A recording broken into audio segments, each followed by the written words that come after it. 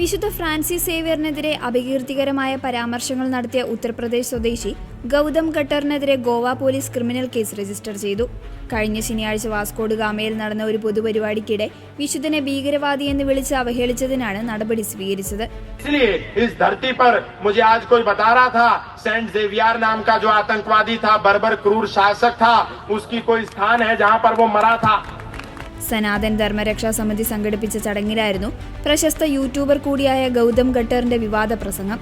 വിശുദ്ധ Francis Xavier ക്രൂരനായ വൈദികനായിരുന്നുവെന്നും ലക്ഷക്കണക്കിന് ഹിന്ദുക്കളെ മതപരിവർത്തനം നടത്താനാണ് അദ്ദേഹം ജീവിതം ചെലവഴിച്ചതെന്നും ഖട്ടർ ആരോപിച്ചു. കൂടാതെ പഴയ ഗോവയിലെ ബസിലിക്ക ഓഫ് ബോം ജീസസിൽ സൂക്ഷിച്ചിരിക്കുന്ന വിശുദ്ധന്റെ ഭൗതിക അവശിഷ്ടങ്ങളെക്കുറിച്ച് അങ്ങേയറ്റം അധിക്ഷേപകരമായ പരാമർശങ്ങളും ഇയാൾ നടത്തി.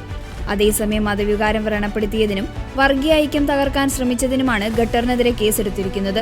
കുറ്റം തെളിയിക്കപ്പെട്ടാൽ 3 വർഷം വരെ തടവ് ശിക്ഷ ലഭിക്കും.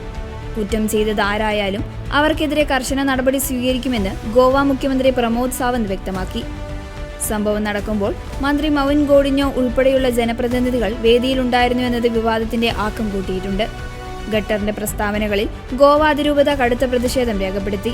വിദ്വേഷം നിറഞ്ഞ ഇത്തരം വാക്കുകൾ കത്തോലിക്ക വിശ്വാസികളുടെ വികാരം വ്രണപ്പെടുത്തുന്നതാണെന്ന് സഭ പ്രസ്താവനയിൽ പറഞ്ഞു.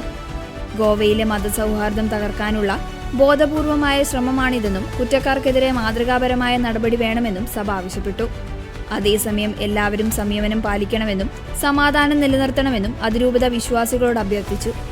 സംഭവം വിവാദമായതോടെ പരിപാടിയുടെ സംഘാടകരായ സനാതൻ ധർമ്മരക്ഷാ സമിതി ക്രൈസ്തവ സമൂഹത്തോട് മാപ്പ് ചോദിച്ചു.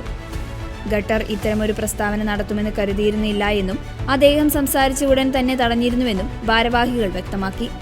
കോൺഗ്രസ് നേതാവ് പീറ്റർ ഡിസൂസ നൽകിയ പരാതിയുടെ അടിസ്ഥാനത്തിലാണ് പോലീസ് കേസെടുത്തത്.